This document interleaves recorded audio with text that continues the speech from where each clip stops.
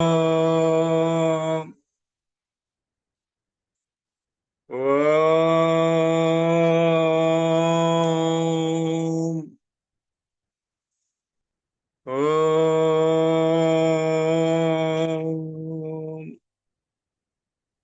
Om Shri Gurubhyo Namaha. Om Shri Krishna Parabrahmane Namaha. Om Shri Matre Namaha. Priyatma Bandhulara,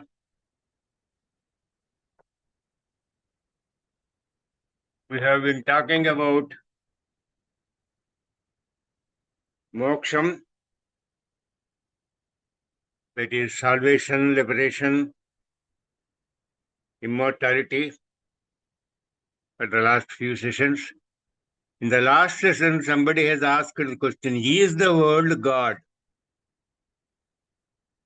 I said God is in manifested and unmanifested form, that is Vyaktam and Avyaktam. What we see is Vyaktam, what we can't see is Avyaktam. I think we covered in the last session, that Vyaktam part, that is manifested part of the God. Now today I will cover the unmanifested form of the God. But the word Avyaktam has been used in many places in the Bhagavad Gita. The slokas where it is used, that is Avyaktam is used, are as under 2-25 and 2-28. 2-25 says, Avyaktam yaktimapannam. Avyaktoyam achinchoyam avikadyoyam uchyate tasmadevam viditvainam nanusochatu varshasi. This is 2-25.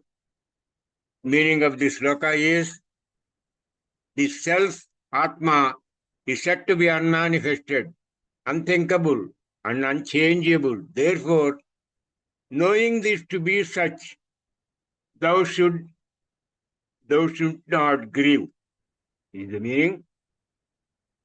And the other sloka, that is 2-28, is Avyaktadini bhutani vyaktamadhyani bharata avyaktanidhananyeva tatraka paridevana.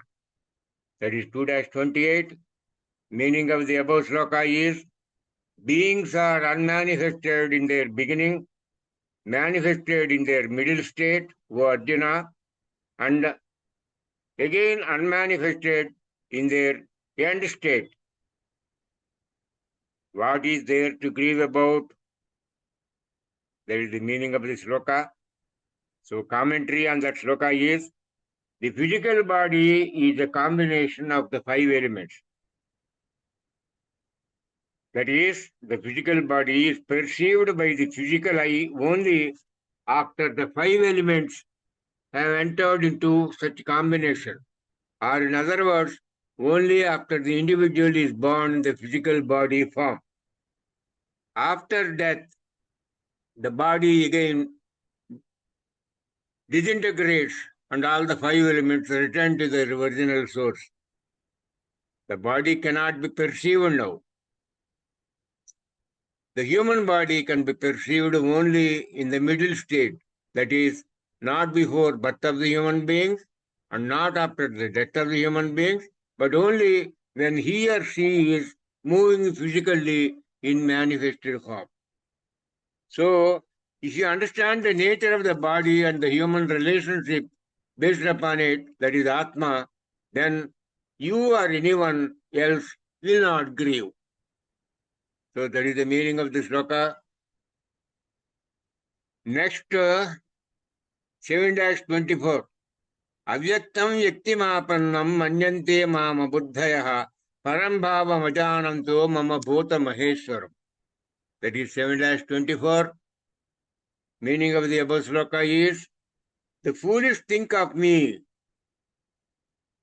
the unmanifest, as having manifestation, knowing not my higher, immutable, and most excellent nature. That is the meaning of sloka 7-24. Then There are 3 slokas in the 8th chapter. The unmanifested form of God has been described by Lord Sri Krishna. So 8-18, it says, Avyaktamam Yakti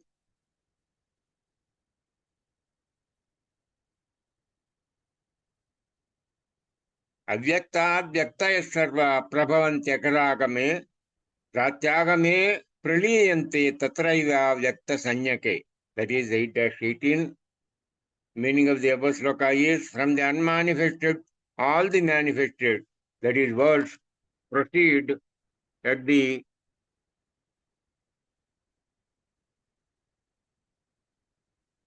coming of the day. At the coming of the night, they dissolve verily into the alone, which is called the unmanifested. That is the meaning of the sloka 8-18. Now commentary on that. Coming of the day is the commencement of creation. Coming of the night is the commencement of the dissolution. Parastasmastu bhavonyo vyakto vyakta sanatanaha yas sarveshu bhuteshu nashyanto na vinashyati. 8-20. Meaning of the above sloka is, but verily there exists higher than the unmanifested, another unmanifested, eternal God, who is not destroyed when all beings are destroyed. That is 8-20. Commentary.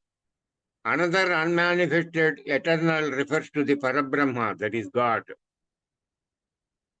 which is distinct from the unmanifested, that is primordial nature, and which is of quite a different nature.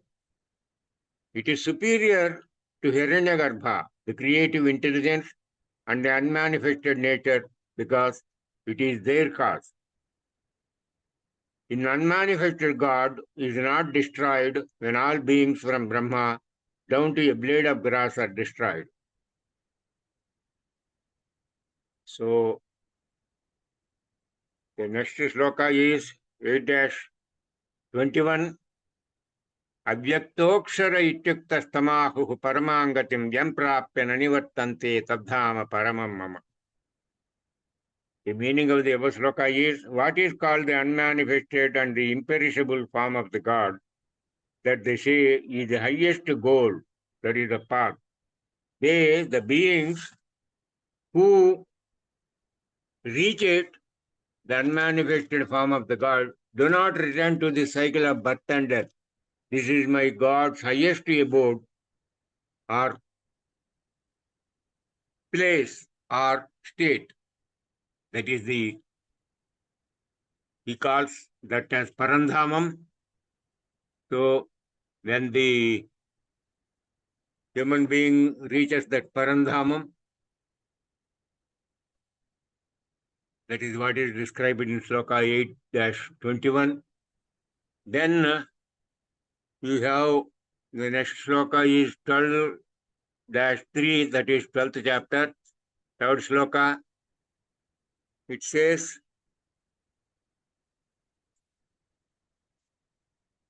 Yetvaksharamanidesam avyaktam paryupastate sarvatra gamachinchancha kotasthamachalam dhruvam. That is the sloka.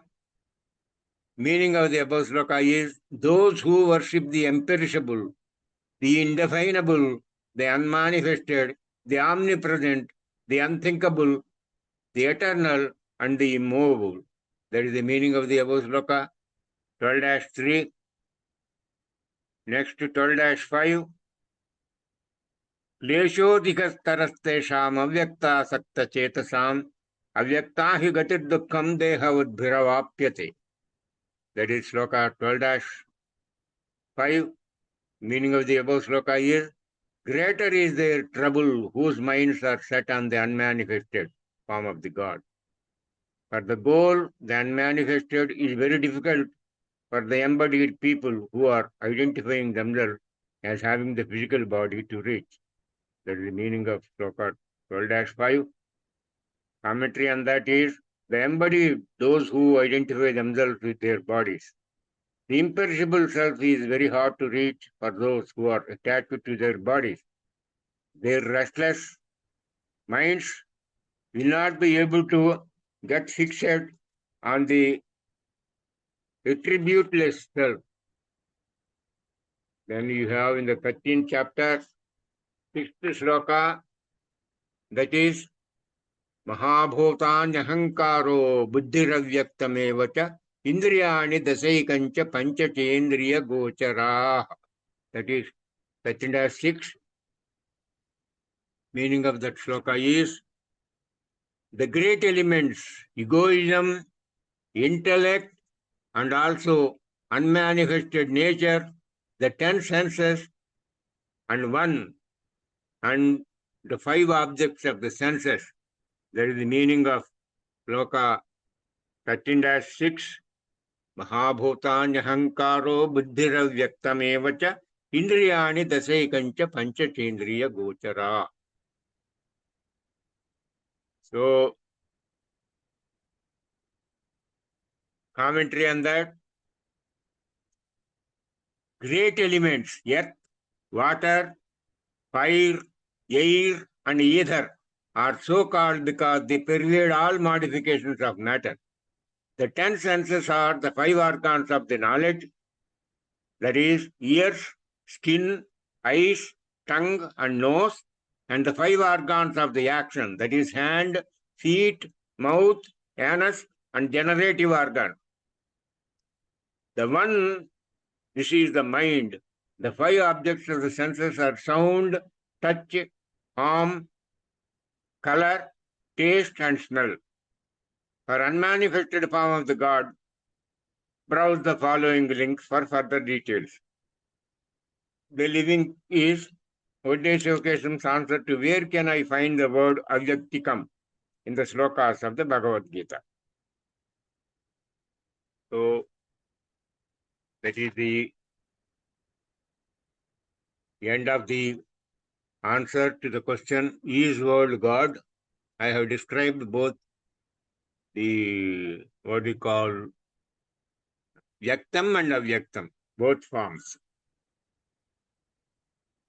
Next, somebody is asking, can Lord Rama give moksha?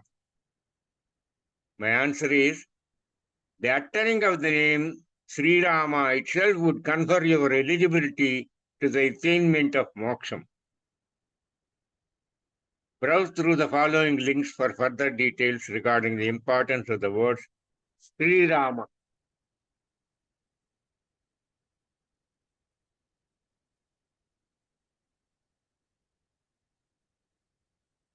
Then answer to what is the meaning of Rama in the Hare Krishna Mahamantra by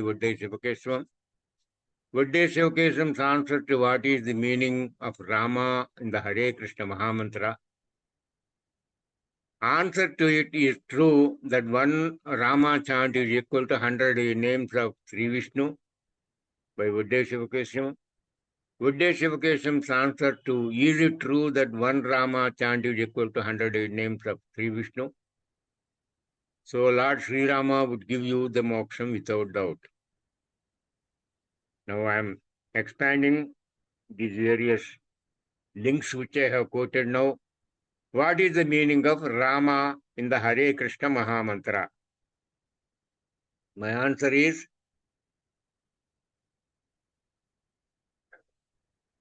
first I am telling about the meaning of the Rama. Ra sabdocharana mantrena mukha nirvati patakaha punapravesi bhityatra makarastu kavatavat. By uttering the single syllable Ra, the papam from the mouth gets continuously expelled out.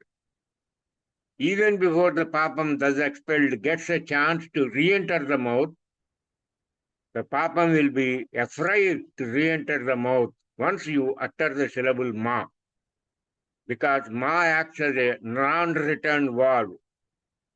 For uttering Ma, one has to close the lips. When you close your lips, the papam once expelled from the mouth cannot re-enter the mouth again. because both lips get closed as the mouth is shut on uttering the syllable ma. So this is the meaning of that sloka.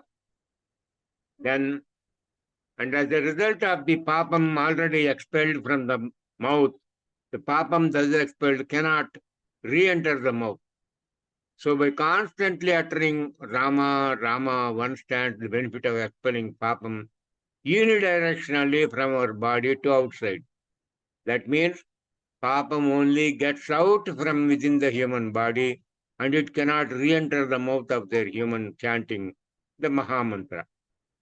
So that is the greatness of Rama Mantram. By uttering simply Rama, Rama, Rama, your papam is expelled.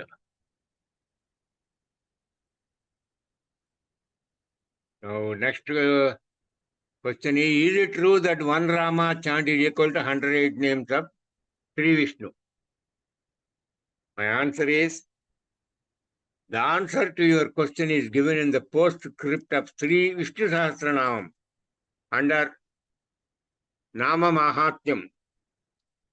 Devi Parvati asked Lord Sri Mahavishnu to tell her the simple technique used by the learned scholars and pandits by virtue of which they are able to do the Parayanam of Sri Vishnu Sahasranamam on a daily basis. But this query of Parvati Devi, God replied as under Ishvara Bhuvata Sri Rama Rama Rameti Rame Rame Manorame Sahasranama Tatulyam Ramanama Varanane. The meaning of the above sloka is as follows. Beautiful faced Parvati, I am engulfed in the chanting of mesmerizing Ramanama. That Ramanama is equivalent to the chanting of Sahasranamam, 1,000 namas of Lord Sri Mahavishnu. So, answer to what is the meaning of Rama in the Hare Krishna Mahamantra by Uddesha Kesam I have already explained. What is the meaning of Rama in the Hare Krishna Mahamantra? That also I explained. Is it true that one Rama chant is equal to 108 names of Sri Vishnu? That also I have explained. So, see, people don't know that this simple word, whether it can give salvation. Yes, it gives salvation. It bails you out of this fetters of birth and death cycle. Then Valmiki, before he became the Rishi Valmiki, he was a dacoit. He used to rob of the passers-by and then live on those robbed wealth. Once Narada was passing that way, so he attempted to rob Narada Maharshi also. Then Narada Maharshi, asked him, why are you doing this? Then he says, to accord my living, to feed my wife and children, I am doing this.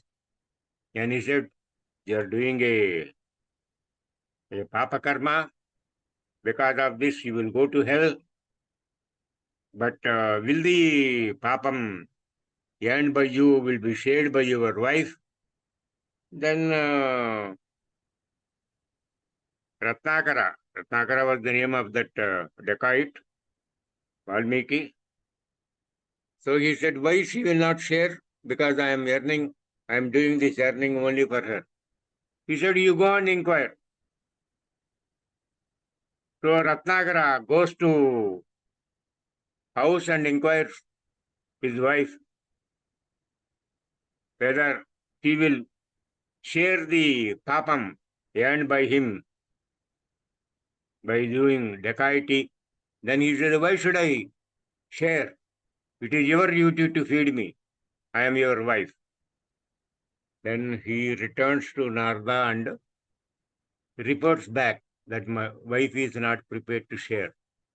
Then Narada Maharshi tells Ratnakara, you see, you are earning all this papam and you have to bear the fruits of this papam. So don't do this. And then he teaches Rama Mantram. And the dacoit Ratnakara was so unlettered fellow, he could not even utter the word Rama. He told Mara. So by telling Mara, Mara, Mara, Mara, it became Rama. And you all know that he became later a great rishi and he wrote Ramayana. So that is the effect of Rama Mantram. So, yes, God's name if you take, it will give you salvation. There is no, I can tell you any number of stories like this. But anyway, let us proceed with our task at hand.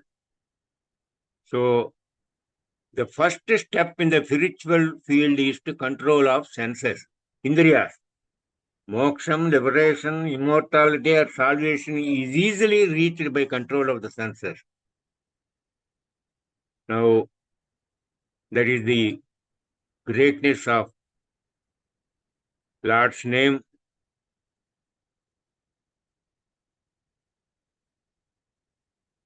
Somebody is asking the question, what is, according to Bhagavad Gita, what is the real meaning of controlling the indriyas? And what is the importance in self-realization? How do we do it? My answer is, indriyas are likened to horses. Indriyas are just very much like horses.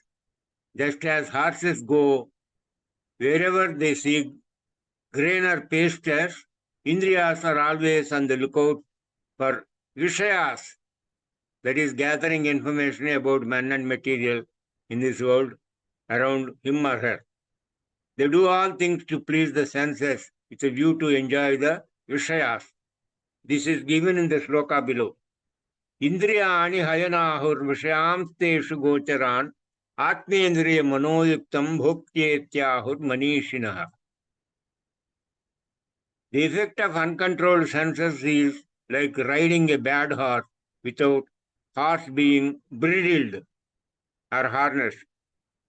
This is very much similar to a charioteer who is not well trained as to how to ride a horse. The bad horse will take the untrained rider wherever the bad horse wants to go. It will go helter-skelter, and the rider will not be able to go to the designated destination of the charioteer. Or in other words, the ignorant person, avijnanavan, is driven by his uncontrolled mind, that is unbridled mind, and the senses, that is bad heart.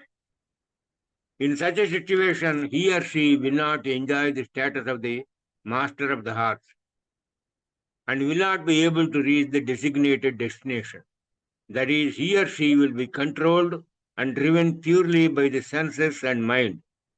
The intellect, equivalent to the bride in the horse riding, is not used to train the senses and mind to distinguish between what is good and what is bad for him or her. Only when the intellect trains the mind and senses, one can abstain from doing bad things and cultivate the habit of doing only good things. That means we should not give unbridled freedom to the senses. This is given in sloka below. Yastvad avijnanavan bhavaccha yuktena manasa sada tasendriyan yavasyani drishtashva yuvasarathi. The effect of a trained and tamed mind is like a harnessed horse. The discerning charioteer riding a good horse is likened to a vijnanavan, The rider will be able to reach the designated destination by applying the bridle, intellect, and driving the horse like senses. The horse is then called a good horse. Here, the Indriyas become subservient to the master, just as a good horse is harnessed by the bridle, and the horse becomes the slave of the master. Yestu vijnanavan bhavatya yuktena manasa sata tasyendriyani vasyani sadasva yuvasaradhe. Meaning of controlling the Indriyas. The above three slokas fully give you the answer to your question. That means, as a human being, you are the master of your Indriyas. But by being subservient to the Indriyas, if you listen to the senses, you lose your mastery over the senses and you become the slave of the senses. An intelligent master will not allow his servants to gain supremacy over him, and he or she will remain as a master under all circumstances.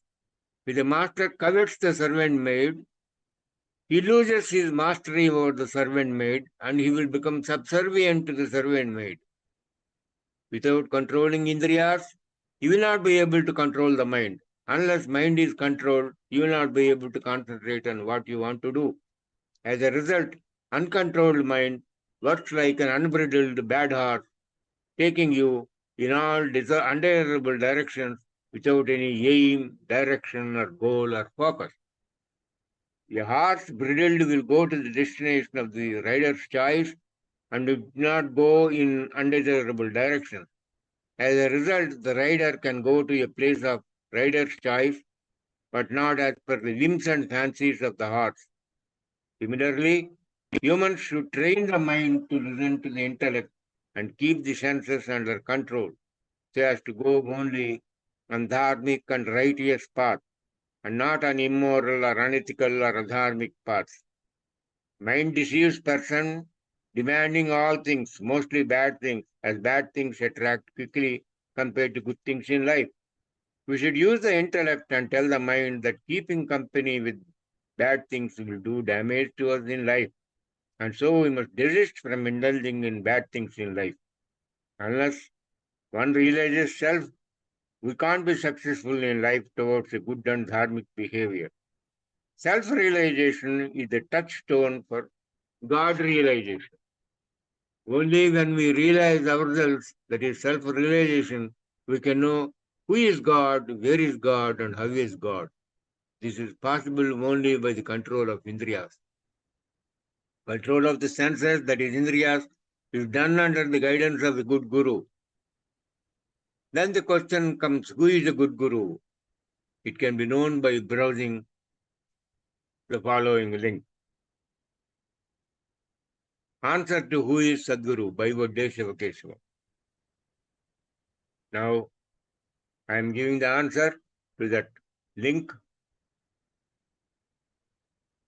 Jnanamulam Guror Murtihi, Pujamulam Guru Padam, Mantramulam Gurur Vakyam, Mokshamulam Guru Kripa. Meaning of the verse sloka is, the Guru's form is the root of meditation. The Guru's feet are the most root of worship. The Guru's word is the root of mantra, and the Guru's grace is the root of liberation. This is the highest question in the process of search for God. Once you are able to find answer for this question, that is Sadguru, your process is deemed to have been on the verge of fruition. That means the sadhaka is supposed to have reached the correct place to cross the ocean of samsara. The balance work left is to be personally completed by sadhaka himself. Because once sadhaka has reached Sadguru Sannidhi, 50% of the process of search for God is deemed to have been physically completed. The balance 50% is related to spiritual practices to be accomplished by the sadhaka only, under the able and spiritual guidance of Sadguru. Reaching a Sadguru is not a simple matter. I have myself spent more than 10 years in search of a Sadguru. Getting a Sadguru is a big step in attaining the abode of God. Divine wisdom, according to Lord Sri Krishna, should be sought at the feet of a liberated Guru, one who has realized the truth. The aspirant should approach such a sage in a spirit of humility and devotion. God himself manifests in the heart of the Guru and instructs the disciple. Having understood the truth from the Guru, by direct intuitive experience, the aspirant is no longer deluded by ignorance. I am now giving below who is a Sadguru.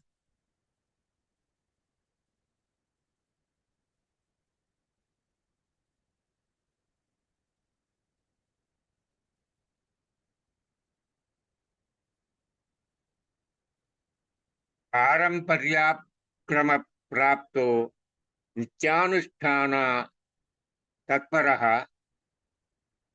गुर्वानुज्ञानरतः श्रीमान् अभिषेक समान्वितः सुंदरः सुमुखः शान्तः कुलीनः सुलभो वासी मंत्रतंत्रोर्ध तत्वज्ञान निग्रहानुग्रह क्षमः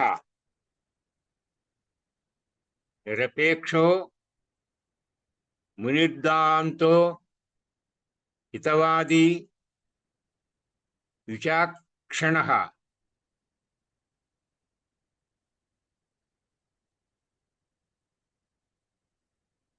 तत्वनिक्षाणे दक्षः विनयी च सुविस्वान् आश्रमी ध्यान निरतः संशयाचित्सु बुद्धिमान् नित्यानुष्ठान संयुक्त त्वचार्यः परिकीर्तितः. The Sadguru is one who possesses the above characteristics. That means, as a Sadguru, he should have had a Guru Parampara, he should be having a Nityanusthana Tatparataha, that is daily practicing of scriptural rituals. He should have been practicing the ordinances issued by his own Guru. He should have been an accomplished Jnani.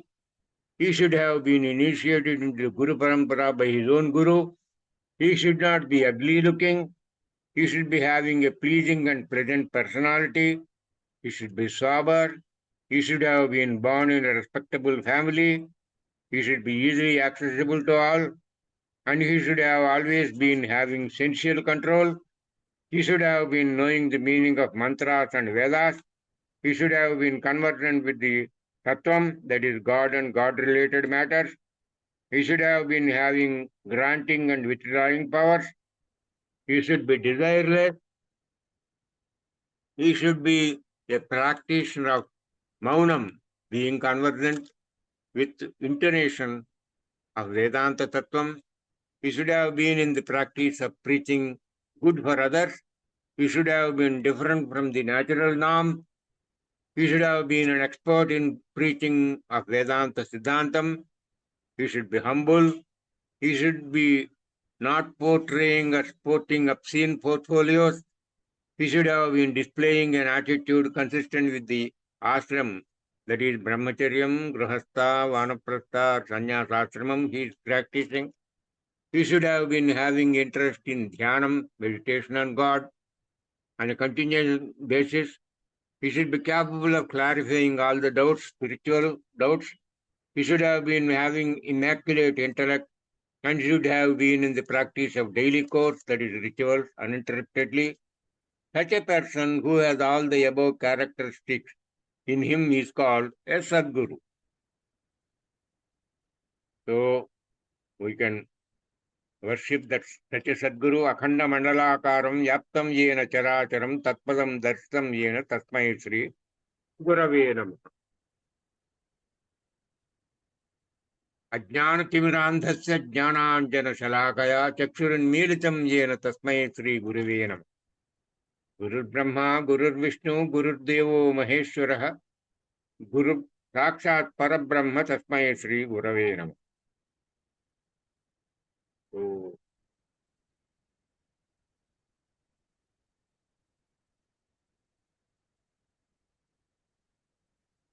Avaran Jangamam Yaptam Yatakit Sacharacharam Tatpadam Dashitam Yena Tasmai Sri Gurave Namah. Chinmayam Yapiyat Sarvat Trilokyam Sacharacharam Tatpadam Dashitam Yena Tasmai Sri Gurave Namah. Sarvasri Siroratna Virajita Padambuja Vedantambuja Suryo Tasmai Sri Gurave Namah. Chaitanya Shastra Syanto Vyomatito Naranjanaha Bindunada Kalatyata Tasmai Sri Gurave Namah.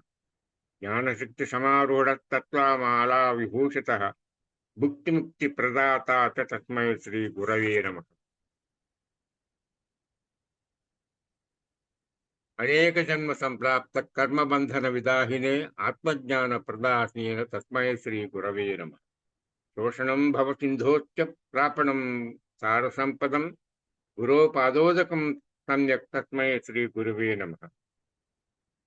न गुरोरधिकं तत्त्वं न गुरोरधिकं तपः तत्त्वज्ञानात् परं नास्ति तस्मै श्री गुरवे नमः। मन्नाथ श्री जगन्नाथो मद्गुरु श्री जगद्गुरुः मदात्मा सर्वभूतात्मा तस्मै श्री गुरवे नमः।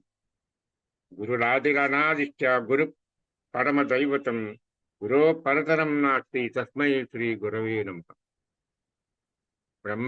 ब्रह्मानंदं परमसुखदं केवलं ज्ञानमूर्तिं द्वन्द्वातीतं गगनसदृशं तत्त्वमस्यादिलक्ष्यम् एकं नित्यं विमलमचलं सर्वधी साक्षीभूतम् अवातीतं त्रिगुणरहितं सद्गुरुं तं नमामि। त्वमेव माता च पिता त्वमेव बन्धुश्च सखा त्वमेव विद्या द्रविणं त्वमेव सर्वं मम देवदेव। So these are some of the shlokas related to Guru. In praise of Guru, Guru is, as described in the above shlokas, Guru is everything. He will give you whatever directions you need to attain the abode of God as per Bhagavad Gita. It is already stated in shloka 4-34. That is 4th chapter, 34th shloka. How you should approach the Guru and how he will give you the knowledge or jnanam. Tadvidya pranipatena pariprashnena sevaya upadekshanti te jnanam jnanina tattvadarshina. The sum and substance of all the slokas I have read are given in this single sloka. Tadvidya pranipatena. You go and prostrate before your Guru. Pariprashnena. That means you ask obediently in a timely fashion whatever doubts you have. Pariprashnena. Sevaya. You also do service to your Guru. By these three acts, Guru will be pleased. Pranipatena, pariprashnena, sevaya. And then he will preach you how you will attain God's abode. Tadvidya pranipatena, pariprashnena, sevaya. Upadekshanti te jnanam. Upadesha means he will give you the ways and means of attaining Godhead. Upadekshanti jnanina tattvadarshinaha. Because he has already himself know the God, he will teach you.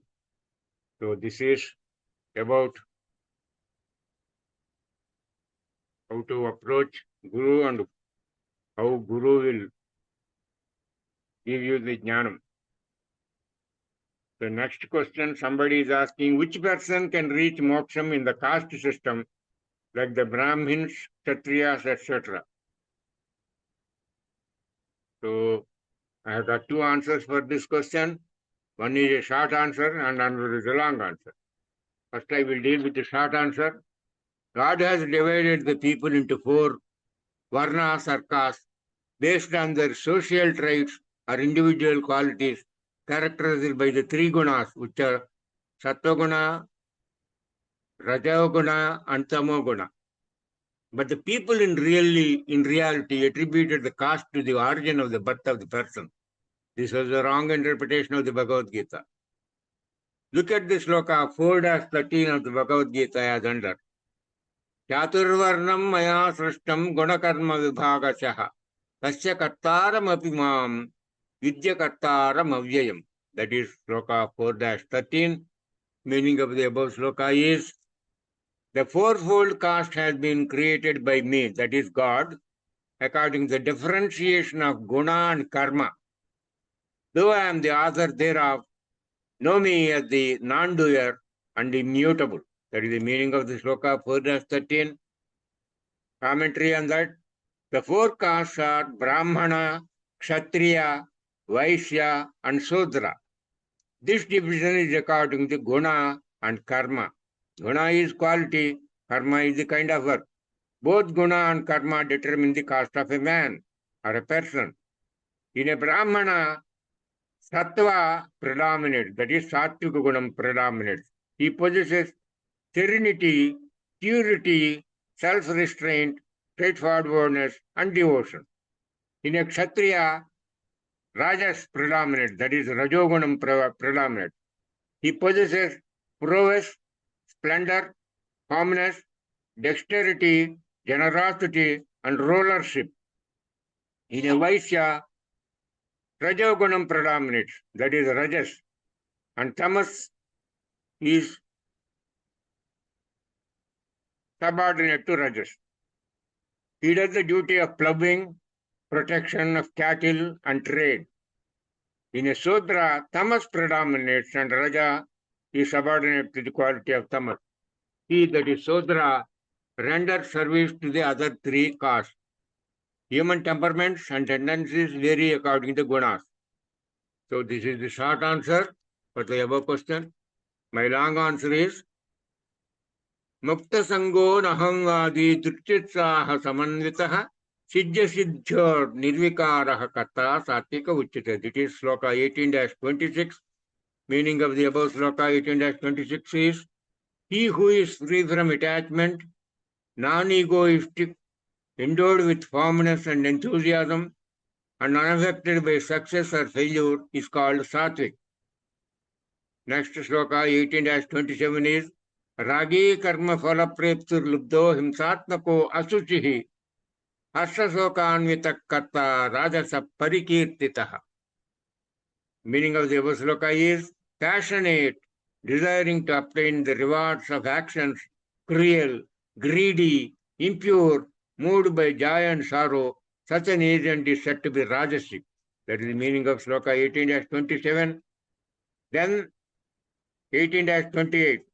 Ayukta prakrita stabda shatho naiskritiko rasa vishadi dirghasutri cha karta tamasa uchite. This is the sloka describing the qualities of a person possessing tamogunam. The meaning of the above sloka is 18-28 is, unsteady, dejected, unbending, cheating, malicious, vulgar, lazy, and procrastinating. Such an agent is called tamasic. That means he possesses such qualities. Buddhirbhedam dhritishchaiva gunasastrividham shrunu prochyamanamasheshena pradatvena dhananjaya. That is sloka 18-29. Meaning of the sloka 18-29 is, hear thou the threefold division of the intellect and formness according with the gunas, as I declare them fully and distinctly, O Arjuna. Then 18-30, pravrittincha nivrittincha karya karye bhayad bhaye mandham moksham chaya veti buddhisa partha satviki. That is sloka 18-30. Meaning of the above sloka is, that which knows the path of work and renunciation, what ought to be done and what ought not to be done, fear and fearlessness, bondage and liberation, that intellect is sattvic, O Arjuna. Then sloka 18-31, ya dharmam adharmam cha karyam cha karyameva cha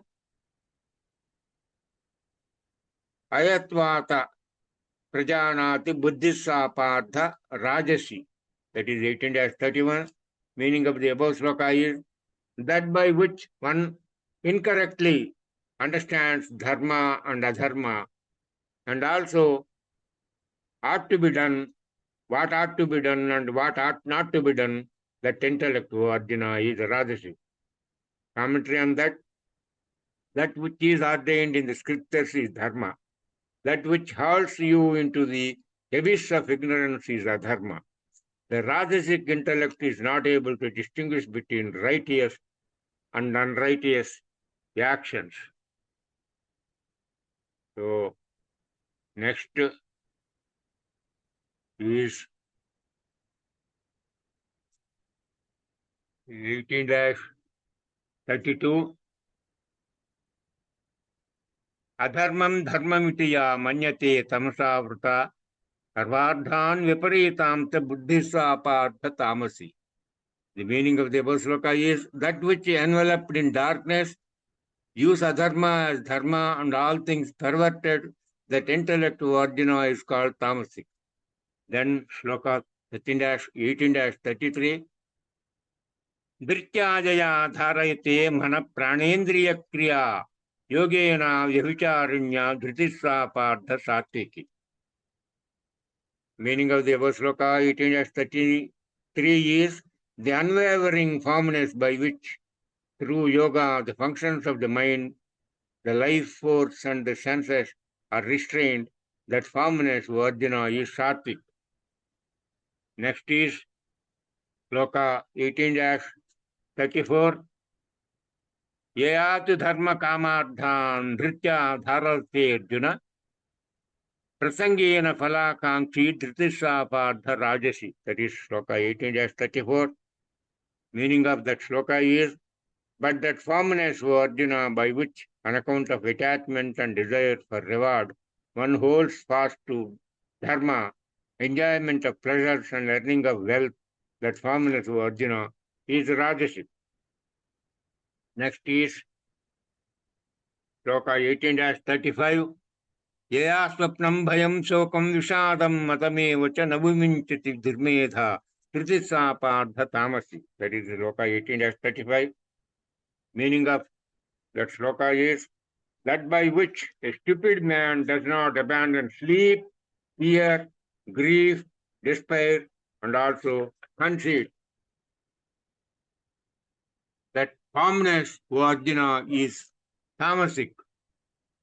Tamasic means tamogunam. Next is 18-36 sloka. Sukam tudanim trividham srunume bharatarshava abhyasa dramate yatra dukkhantam cha nigacchati. That is 18-36. Meaning of that sloka is, now hear from me, O Arjuna, of threefold pleasure, in which one rejoices by practice and surely comes to the end of pain. That is the meaning of sloka 18-36. Next to 18-37 sloka. Yattadagre vishamiva parinami amrutopamam tatsukam satvikam proktam atma buddhi prasadajam. That is 18-37. Meaning of that sloka is, that which is like poison at first, but in the end like nectar, that pleasure is declared to be sattvic, born of the purity of one's own mind due to self-realization. That's the meaning of sloka 18-37. Next sloka is 18-38. Vishayendriya samyoga yattadagre mrutopamam pariname vishamiva tatsukam rajasam srutam. That is 18-38. And 18-39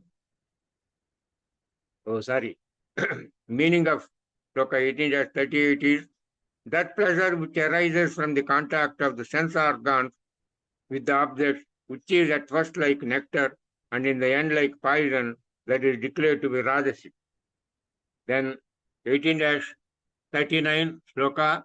Yadagre chanubandhe cha sukam mohanam atmanaha nidradasya pramadottam tattamasamadahutam. That is sloka 18-39. Meaning of the above sloka is, that pleasure which at first and in the sequel is delusive of the self, arising from sleep, indolence, and heedlessness, such a pleasure is declared to be tamasic. That is the meaning of sloka 18-39. Then sloka 18-40, Natadasti Pridhivyam va divi deveshu va punaha satam prakritijairmuktam yadebhisya tribhir gunai. That is sloka 18-40. Meaning of the above sloka is, there is no being on earth or again in heaven among the gods that is liberated from the three qualities born of nature. That is the meaning of sloka 18-40.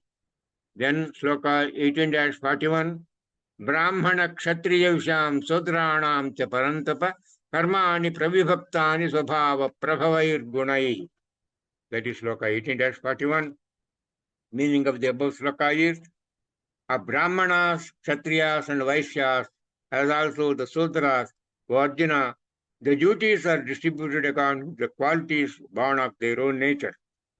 That is the meaning of sloka 18-41. Then sloka 18-42, Chamodamas tapassaucham kshantiradhyavamevacha jnanam vijnanam astikyam brahman karma svabhavajam.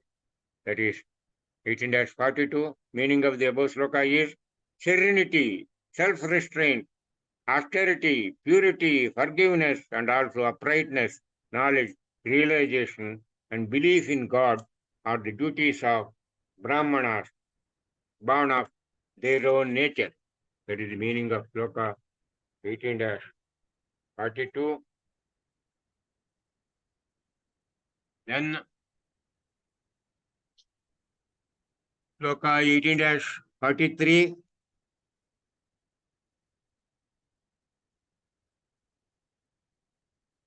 Shauryam tejo dhritidraksham yuddhe chapya palayanam dhanam ishvara bhavastya kshatram karma svabhavajam. That is 18-43. Then meaning of the sloka 18-43 is prowess, splendor, calmness, dexterity, and also not fleeing from battle, generosity, and lordliness are the duties of Kshatriyas, born of their own nature. That is the meaning of the sloka 18-43. Then sloka 18-44. Krishigo raksha vanijyam vaishyam karma svabhavajam paricharyatmakam karma sudrasyapi svabhavajam. That is sloka 18-44. Meaning of the sloka is, agriculture, cattle rearing, and trade are the duties of the Vaishya, that is merchant class, born of their own nature, and action consisting of service is the duty of the Sudra, that is servant class, born of their own nature. Commentary on that, when a man does his duties rightly according to his order of life, his heart gets purified and he goes to heaven. Then sloka 18-45, Sheshtve karmanya bharata samsiddhim labhate naraha sakarma nirata siddhim tatha yadha vindati tachirunu. That is sloka 18-45. Meaning of the sloka is, each man devoted to his own duty attains perfection. How he attains perfection? While being engaged in his own duty here now. Then God is telling in the next sloka, that is 18-46, Yata pravrutir bhutanam yena sarvamidam tatam swakarmana tamabhyatya siddhim vindati manavaha. That is the sloka 18-46. Meaning of this sloka is, he from whom all beings have evolved and by whom all this is pervaded, worshipping him, that is God, which is devotee's own duty, man attains perfection. That is the meaning of sloka 18-46. In fact, here in this sloka, God has very clearly and categorically stated that any person doing his duty perfectly attains salvation. That is the sum and substance. Now, commentary on that sloka 18-46. Man attains perfection by worshipping the Lord through the performance of his own duty. That is, he, the devotee, becomes qualified for the dawn of self-knowledge. Automatically, jnanam comes by doing one's own duty. Then, sloka 18-47, Shreyan swadharmo vigunaha paradharma swanishtita swabhava nitam karma kurvanna apnoti kilbisham. That is 18-47, meaning of the shloka is, better is one's own duty, though destitute of merits, than the duty of another well performed. He does the duty ordained by his own nature, incurs no sin. There is meaning of shloka 18-47. From the above mentioned address of the Bhagavad Gita, it is very clear that anybody from any caste who is performing his or her duty, bound duties, unmindful of other things, is bound to get moksham. This is the essence of the Bhagavad Gita shloka 18-46. So learn to do your own duties sincerely and with due diligence and attain moksham. So this is the essence of one's own duty. Then another person is asking another question. What is my duty? How to find my duty?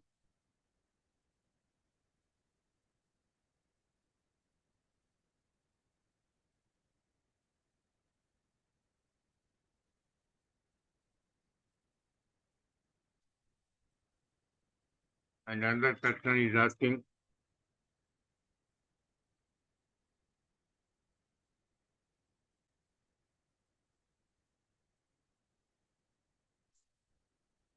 why do most people have no desire for moksha? So my answer is, lack of knowledge of moksham is because of lack of understanding of life after death. Read the Garuda Puranam to know what is held in store for the humans after the death or shedding of the human body. All the people who do bad things in life are not aware of the consequences. Consequences happen under the jurisdiction of God and his administration. It is just like the courts administering the justice to criminals. God decides the good and bad deeds done in life by people, and their next birth will be decided by the God. People are seeing several cases of suffering of innocent people, and when this is being explained on the karma phalam, people with a lesser intelligence are not able to understand. They are brushing aside, saying these are superstitious beliefs or bad propaganda by Western interests. This is all ignorance of the highest level. Karma phalam is sacrosanct. If you do good, you will beget punyam and good karma phalam. If you do bad, you will beget papam and bad karma phalam. Please read scriptures and Bhagavad Gita to understand the details. Moksham is acquiring divinity. You want to become as great as God or want to remain like an ordinary human being forever? In fact, there is no guarantee that the human beings will remain as humans after the death. They may assume the role of lower creation of the God if they indulge in bad deeds. So better read and understand the importance of righteousness and scriptures and scriptural knowledge contained in our holy books like Mahabharata, Ramayana, Bhagavatam, Bhagavad Gita, etc.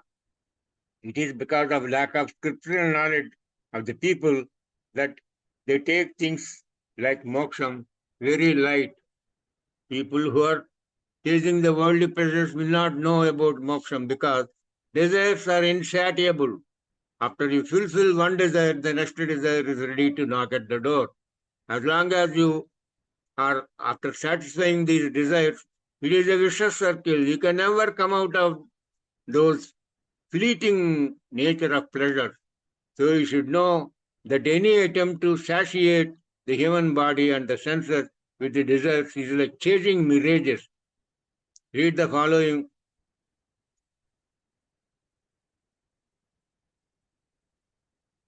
So, as long as you are ignorant, you can never know. You have attained this human form after 83,99,999 births and deaths. So now you have attained the human birth.